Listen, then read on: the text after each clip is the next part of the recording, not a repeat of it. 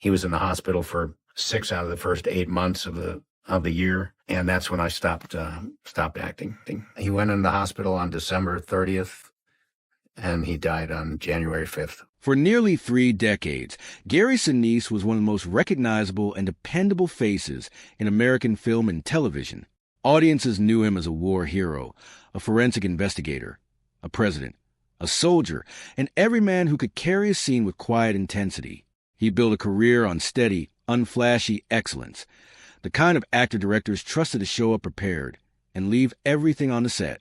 Then, somewhere in the middle of that career, he simply stopped showing up. There was no farewell tour, no dramatic press conference, no tell-all interview explaining his absence. He walked away from movie sets and red carpets and let the silence speak for itself. For years, fans speculated. Was he retiring? Was something wrong? Had Hollywood simply moved on from him? The truth, when it finally came out, was far heavier and far more human than anyone watching from the outside could have guessed. It would take 2 devastating diagnoses inside his own household, years of quiet caregiving, and ultimately the death of his only son before Gary Sinise addressed, in his own words, what had actually been happening behind closed doors. To understand why Gary Sinise made the choices he did later in life, it helps to go back to where he started. He wasn't born into industry connections or privilege. He was a restless, theater-obsessed teenager growing up in the suburbs of Chicago, more interested in building something of his own than waiting for someone else to hand him an opportunity. In the mid-1970s, while still barely out of his teens, he joined forces with a small group of like-minded friends, including a young, largely unknown actor named John Malkovich, to start a theater company. They had almost no money and no real venue to speak of. Early productions were staged in a church basement, with actors doubling as stagehands and directors doubling as actors, everyone pitching wherever they were needed because there simply wasn't anyone else to do it. That company eventually grew into Steppenwolf Theatre, now one of the most respected ensembles in American theater, but its beginnings were anything but glamorous. Sinise worked both in front of and behind the camera during those years, directing as often as he acted, learning the craft from the ground up rather than being fast-tracked through it. That grinding, hands-on apprenticeship shaped the kind of performer he became. Someone who valued substance over spectacle, who treated acting as serious, disciplined work rather than a means to fame. It's a mentality that would echo through everything he did for the rest of his life, both on screen and off it. By the late 1980s and early 1990s, Sinise had built a reputation within the industry as a serious, versatile talent, someone respected by peers even before mainstream audiences fully caught on. That recognition set the stage for the role that would define the next chapter of his life and, in many ways, the rest of it. In 1994, Gary Sinise was cast as Lieutenant Dan Taylor in Forrest Gump, a Vietnam veteran who loses both legs in combat and spirals into bitterness and despair before eventually finding a kind of peace. It's the role most audiences still associate him with today, and for good reason. The performance was raw, physical, and emotionally exact in a way that few war-adjacent roles managed to be. To prepare, Sinise didn't simply study scripts or watch old war footage. He spent time with real wounded veterans, sitting with them, listening to what they had actually gone through, absorbing not just the physical reality of their injuries, but the emotional weight of feeling forgotten by the country they had fought for. What happened next is a part of the story that separates Gary Sinise from most actors who take on a demanding role and then move on to the next project. The connection he built with those veterans didn't end when filming wrapped. Strangers began approaching him on the street, not by his own name, but as Lieutenant Dan, a nickname that could have easily become a burden or a punchline for a lesser actor. Sinise chose instead to lean into it, treating the recognition as an opportunity rather than a nuisance. In 2003, that instinct turned into action when he co-founded the Lieutenant Dan Band, picking up a bass guitar and touring military bases around the world to perform for active duty troops. It wasn't a publicity stunt dressed up as charity. Sinise and his bandmates traveled to Iraq, to Germany, to bases across the United States, playing high-energy rock shows for service members who rarely got to experience anything resembling normal life while deployed. For Sinise, it became less about promoting a movie character and more about honoring the real people who had unknowingly shaped his understanding of sacrifice. As the demand for support from military families grew beyond what concerts alone could address, Sinise took the next, much larger step. In 2011, he founded the Gary Sinise Foundation, an organization built to provide long-term, structural support to wounded veterans and their families rather than one-off gestures of goodwill. Its flagship initiative, the RISE program, which stands for Restoring Independence Supporting Empowerment, builds custom, mortgage-free smart homes for severely wounded service members. These homes are engineered with accessibility in mind from the ground up. Widened doorways for wheelchairs, lowered countertops, automated lighting and climate systems, and layouts designed specifically around each veteran's individual injuries. By the time the foundation had been running for several years, Sinise had become one of the most trusted names in veteran advocacy in the entire country, a Hollywood actor who had somehow become just as well known for his charitable work as for his filmography. None of that work, however, prepared him for what was coming in his own family. On the surface, 2018 looked like just another busy, productive year for Gary Sinise. He was juggling his ongoing charity work, touring with the Lieutenant Dan Band, and continuing to take on selective film and television roles. Behind the scenes, though, his family was about to be hit by two devastating diagnoses within the span of a single summer, a kind of compounding crisis that few families are ever prepared to absorb. In June 2018, his wife of nearly 40 years, Moira Harris, was diagnosed with stage 3 breast cancer. The family moved into treatment mode almost immediately. Moira underwent surgery to remove affected lymph nodes, followed by months of grueling chemotherapy and radiation that left her physically depleted. Sinise did what he could to keep the household functioning normally during that stretch, but the emotional toll of watching his wife go through aggressive cancer treatment was already substantial on its own. Then, just 2 months later, in August 2018, the family received a second, even more shocking diagnosis. Their 27-year-old son, McCanna Max Sinise, had gone to a doctor to investigate a nagging pain near his tailbone, expecting something minor. Instead, doctors found chordoma, an extremely rare and slow-growing cancer that forms in the bones of the spine. According to information later shared by the Gary Sinise Foundation, chordoma affects only around 300 people in the United States each year, making it one of the rarest and least understood cancer diagnoses a family could possibly receive. There is no cure for it.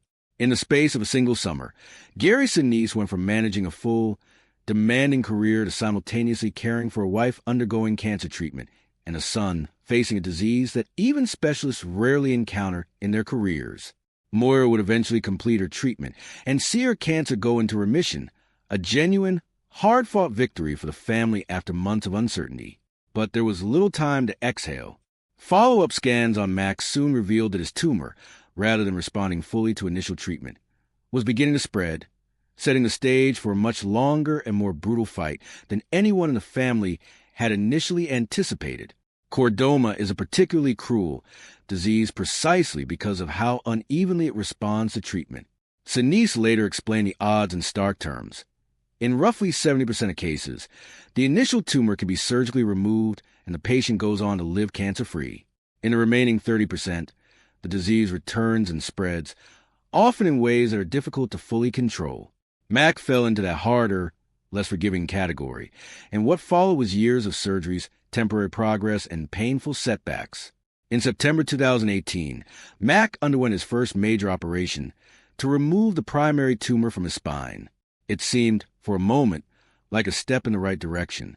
That relief didn't last. In February 2019, a second surgery became necessary to address a serious infection related to the original procedure. Just 3 months later, in May 2019, follow-up scans delivered the news the family had been dreading. The chordoma had returned and was actively spreading again. By November that year, Mac was undergoing a third major spinal surgery, as doctors worked to control tumors that were now pressing directly against his spinal cord. The physical cost of that ongoing pressure was severe and, ultimately, irreversible. Over time, the tumors robbed Mac of movement in his lower body, eventually leaving him paralyzed from the chest down. For a young man who had spent his entire life expressing himself physically through music, playing drums since childhood and later performing live alongside his father's band, the loss of mobility represented an enormous, life-altering adjustment It would have been understandable for anyone in that position to withdraw, to become consumed by frustration or grief over what had been taken from him. By most accounts from those close to him, Mac did the opposite. He continued working at the Gary Sinise Foundation as assistant manager of education and outreach, staying professionally engaged with the organization's veteran programs, even as his own health continued to decline, a role he held until January 2020, when his worsening condition finally forced him to step back. Those who knew him often point to his quiet, steady faith as the thing that carried him through the hardest stretches of treatment. Rather than turning inward or growing bitter, he reportedly spent much of his remaining energy trying to reassure and comfort the people around him, meeting each new physical limitation with a kind of calm resolve that friends and family found genuinely remarkable, even inspiring, given the circumstances. By the time Mac's condition had progressed to the point of requiring near constant attention, Gary Sinise faced a decision that, in his own telling, never really felt like much of a decision at all. He has said publicly that he began stepping back from acting work around 2020, a year in which his son spent much of his time in and out of hospitals. There was no formal announcement to the trade papers, no press conference explaining his absence. He simply began declining roles and prioritizing time at home, quietly reshaping his entire professional life around his son's medical needs.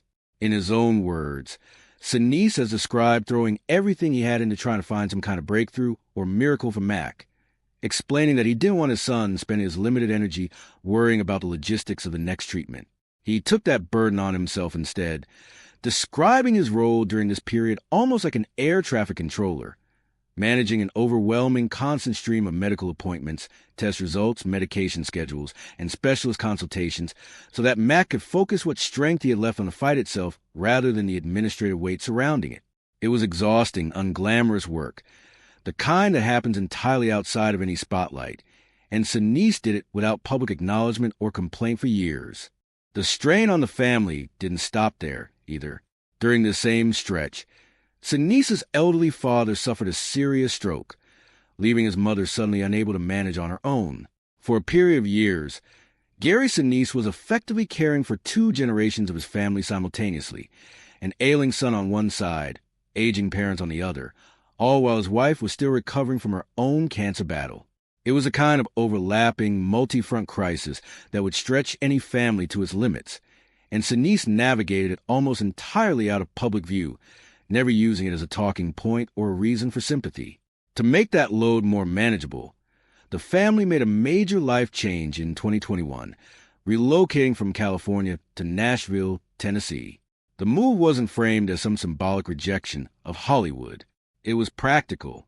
Nashville offered a slower pace, a more supportive community, and closer proximity to people who understood what the family was going through. It gave Mac and Moira a calmer environment to continue treatment and recovery in, away from the noise and pace of Los Angeles. For 5.5 years, that became the family's rhythm. Treatment, brief recovery, setback, treatment again, all while trying to preserve some version of normal family life in the gaps between hospital visits. It was a long, grinding stretch of uncertainty that most of the public knew nothing about, because Gary Sinise chose, deliberately and consistently, not to make it a public story. On January 5th, 2024, McCanna Mac Sinise died at the age of 33, passing away at 3:25 in the afternoon, surrounded by family, according to his father's own account. He was laid to rest on January 23rd in a private Catholic service that the family deliberately kept small and out of public view, choosing to grieve on their own terms rather than under public scrutiny. For nearly 2 months afterward, Gary Sinise said nothing publicly about his son's death. There was no statement, no confirmation, nothing beyond silence from a family that had decided to process their grief privately before letting the rest of the world in. That silence ended on February 27th, 2024, when Sinise posted a lengthy, deeply personal tribute to his son on the Gary Sinise Foundation's website. In that tribute, he described the toll of watching his son fight a disease with no cure, writing candidly about how difficult the battle had been for all of them. He wrote that as parents, it is simply devastating to lose a child, extending that grief outward to anyone who had experienced a similar loss in their own lives. He noted that Mac had fought an uphill battle against a cancer with no cure, and that although he never stopped trying, The family found some measure of comfort in knowing his suffering had finally come to an end. The public response was immediate and overwhelming. Sinise later said the outpouring of support once word got out was almost impossible to put into words, coming not just from close friends and colleagues, but from people he hadn't spoken to in years, and from strangers who had never met him at all. For a man who had spent more than 2 decades comforting Gold Star families on behalf of others, the experience of being on the receiving end of that same collective grief was something entirely new. What makes Max Sinise's story resonate beyond the tragedy of his illness is what he managed to build in the middle of it. He had been a serious musician since childhood, taking up drums at just 9 years old, with Gary buying him his very first drum kit. He later studied songwriting and composition at USC's Thornton School of Music, developing a genuine, technical understanding of music that went well beyond casual hobbyist interest. He occasionally sat in as a substitute drummer for his father's Lieutenant Dan band, performing live alongside Gary on stage in front of military audiences around the world. Even after paralysis took away his ability to physically play the drums or piano, Mac refused to stop creating. He taught himself harmonica, one of the few instruments still within his physical reach given his condition, and worked with a stylus strapped to his hand so he could compose using software on his laptop, arranging notes one at a time despite his limitations. It was slow, painstaking work, the kind that most people would understandably abandon under far less difficult circumstances. In his final months, working from his wheelchair alongside close friends and collaborators, including producer Oliver Schnee, Mac completed his debut album, Resurrection and Revival. According to his father, the album went to press the very week Mac died, a detail that gives the record's title an almost unbearable weight in hindsight. The story didn't end there. While going through his son's computer files after his death, Gary Sinise discovered a trove of unfinished music, including a piece Mac had started writing years earlier as a college student but never completed. Determined to finish what his son had started, Sinise brought together Mac's old classmates, Nashville session musicians, and members of his own band to complete the outstanding tracks. The result, Resurrection and Revival, Part 2, was released the following year, timed to what would have been Mac's next birthday. Every dollar from the album's sales goes directly to the Gary Sinise Foundation, continuing the very mission Mac had spent his final working years supporting. In the time since his son's death, Gary Sinise has spoken candidly, if sparingly, about what comes next for his acting career. He said he isn't ruling out a return to film or television altogether, but that leaving home now feels harder than it used to, explaining plainly that he simply wants to be around family. He's described holding his daughters closer since losing Mac, a small but telling shift in how he moves through everyday life. He now lives with his family in Tennessee, spending time with his grandchildren, whom he has described as one of the most wonderful parts of his life these days. His public advocacy work hasn't slowed down, but it carries a different weight than it once did. For years, Sinise met with Gold Star families as someone trying to offer comfort from the outside, someone who deeply respected their loss without having personally lived it himself. That's no longer the case. He now carries the same kind of grief in his own life, and by his own account, that shared experience has changed the nature of the connection he's able to offer other grieving families. He has spoken about how many families of fallen heroes he's met over the years, and about how consistently heartbreaking and genuinely hard that ongoing exposure to loss can be, understanding now, more intimately than ever, exactly what that pain actually costs a person.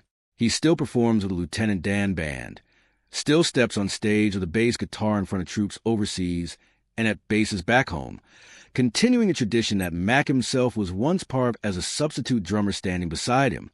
Every show, in some quiet way, carries an echo of the son who used to perform right next to him.